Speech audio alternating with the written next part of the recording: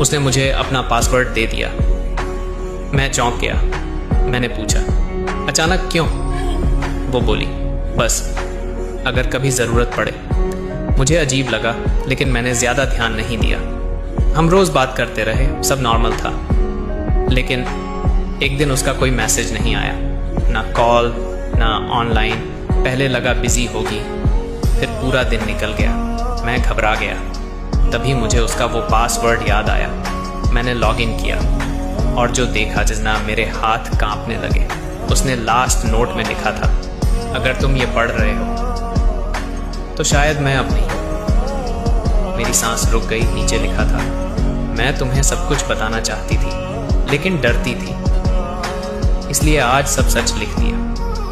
मैं वहीं बैठ गया, क्योंकि जिसे मैं कल तक समझ नहीं पाया वो आज मुझे सब कुछ समझा गई।